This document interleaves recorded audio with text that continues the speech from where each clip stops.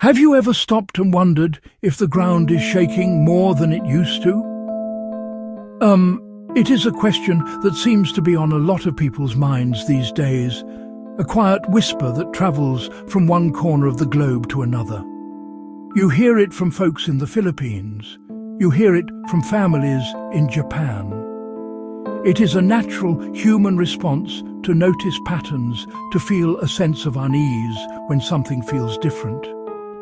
We are creatures of habit, and when the very ground beneath our feet seems to change its habits, we take note. This feeling has grown stronger for some, especially with news of a celestial traveller named 3I Atlas, making its steady approach toward our part of the solar system. This shared concern has found a powerful voice online and in communities where stories and anxieties can spread like wildfire.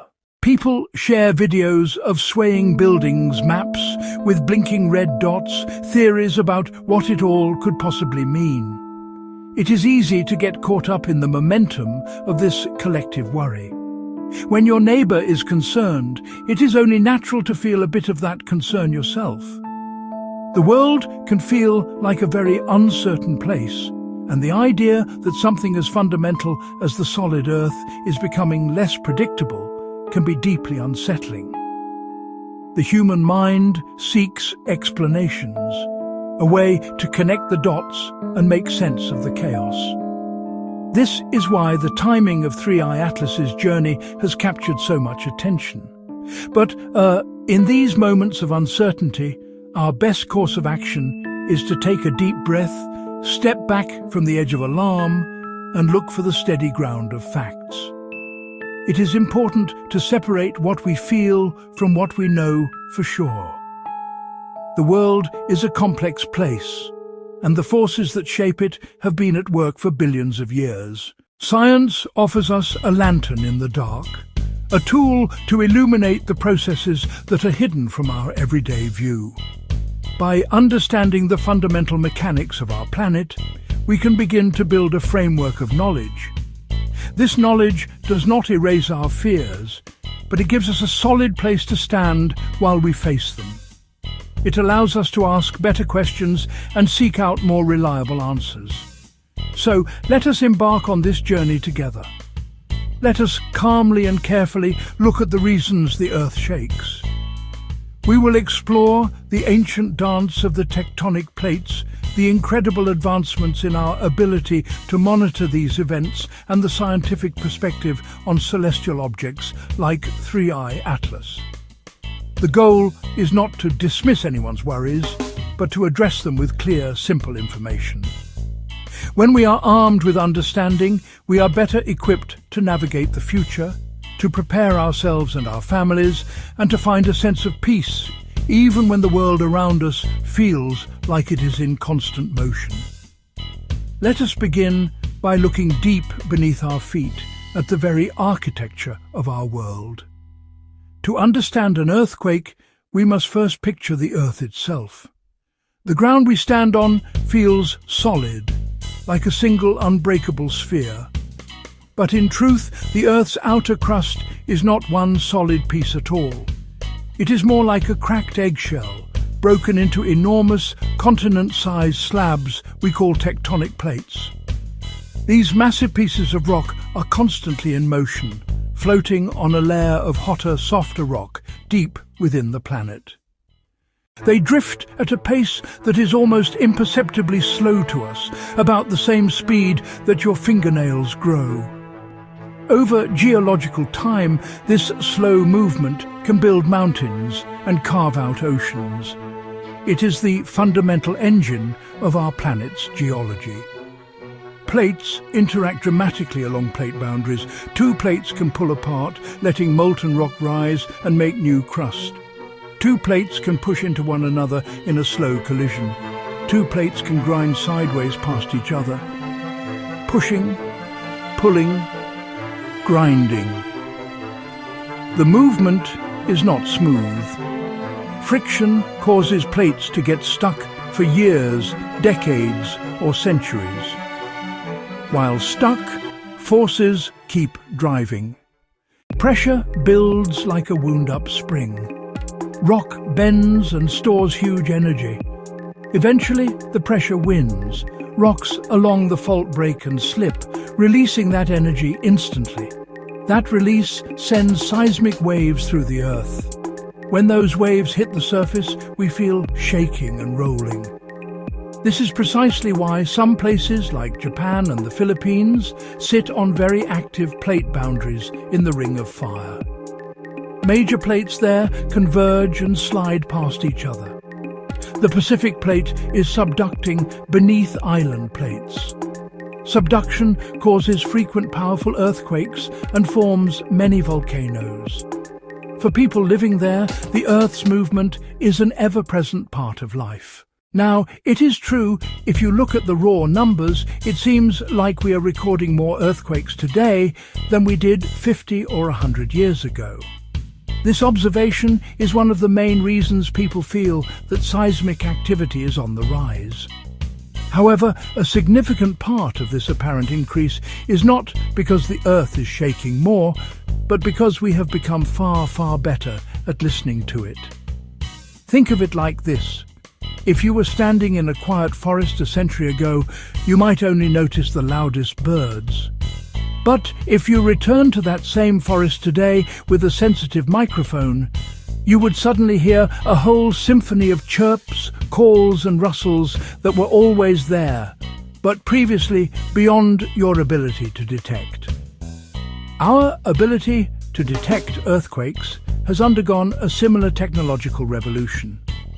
In the past, our network of seismographs, the instruments that measure ground motion, was sparse and relatively crude. These early machines were excellent at picking up the big, powerful quakes that could be felt hundreds of miles away, but the countless smaller tremors that happen every single day went completely unnoticed. Today, the situation is vastly different. We have deployed thousands of highly sensitive seismic stations all over the world, on land and even on the ocean floor, forming a global network that operates around the clock. These advanced sensors and the powerful computers they feed can detect tiny, subtle tremors that would have been invisible to older equipment. A small quake that might have been missed entirely in the 1970s is now instantly registered, located and added to our global databases. This means that our catalogue of earthquakes is growing much faster than it used to, especially at the lower end of the magnitude scale.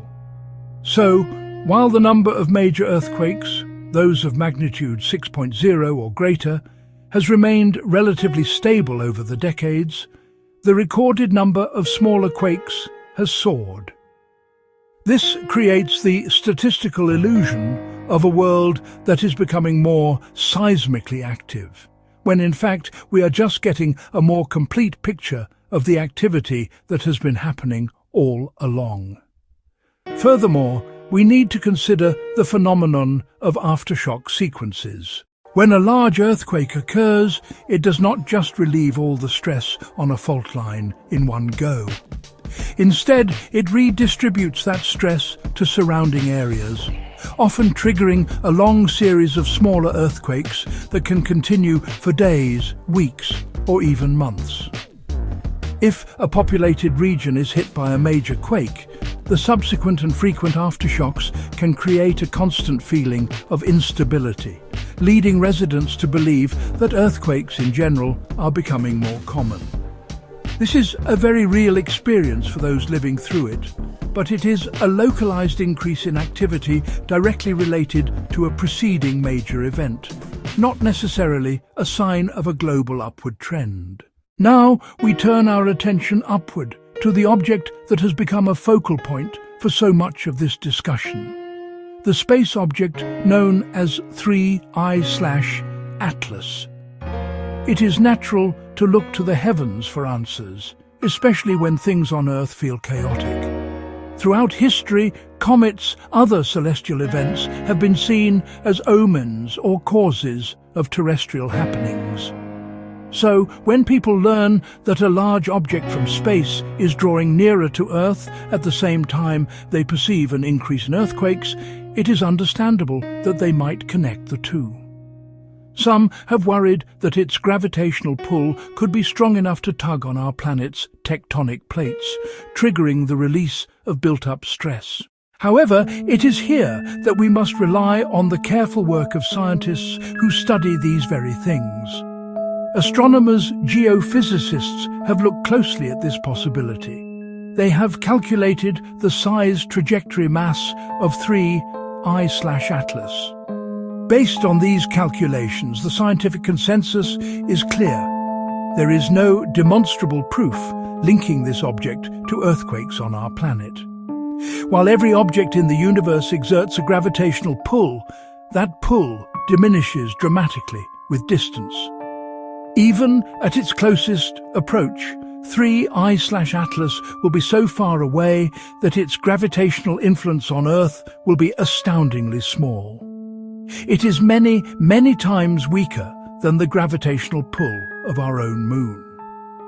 The moon, being so close and massive, exerts a powerful gravitational force on Earth, and this is what causes our ocean tides. For decades, scientists have searched for a clear and consistent link between the tides, and therefore the moon's pull, and the triggering of large earthquakes. While some very small statistical correlations have been found in specific settings, the effect is considered minor. The moon's immense gravitational tug has, at best, a very small influence on seismic activity.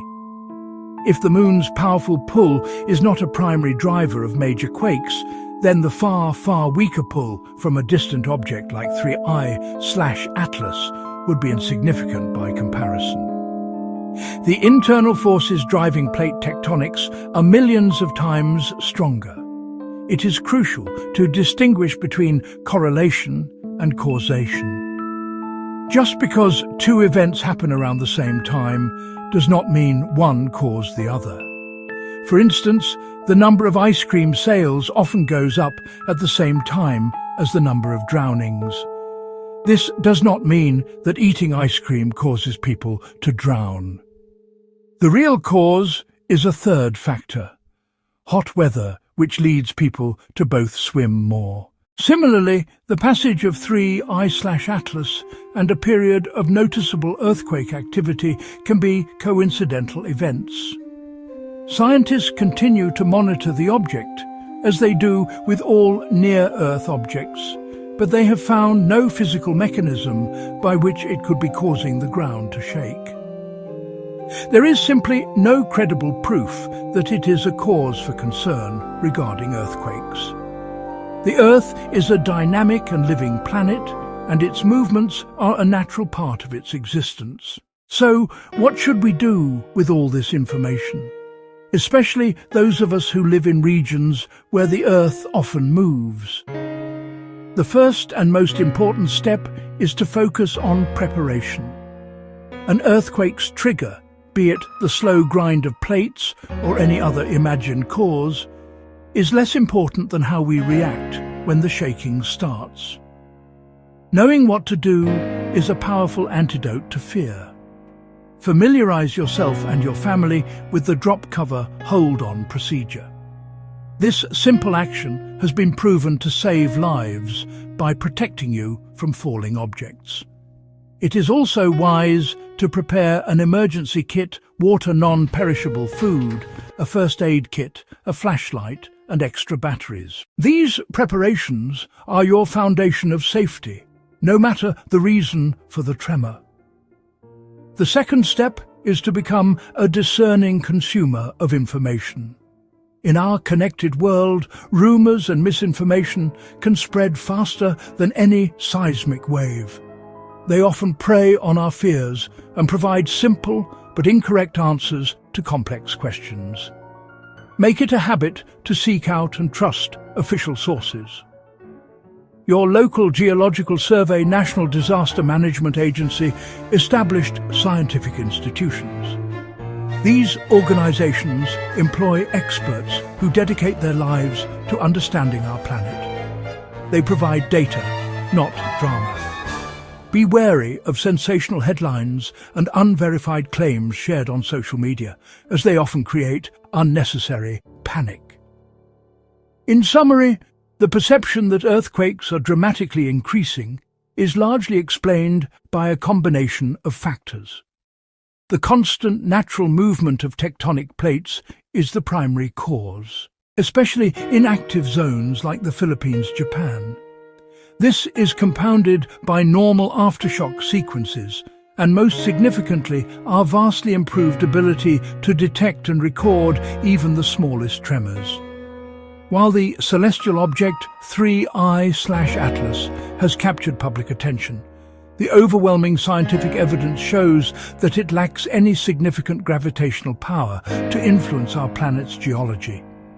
There is simply no credible proof that it is a cause for concern regarding earthquakes. Finally, remember to stay calm. The Earth is a dynamic and living planet, and its movements are a natural part of its existence. We cannot stop the ground from shaking, but we can learn to live with this reality. We can build safer buildings, we can create smarter plans. By grounding ourselves in preparation and verifiable facts, we replace fear with readiness. Take care of yourselves and take care of each other. A quiet mind and a prepared home are the best shelters in any storm and in any earthquake. Gentle breath.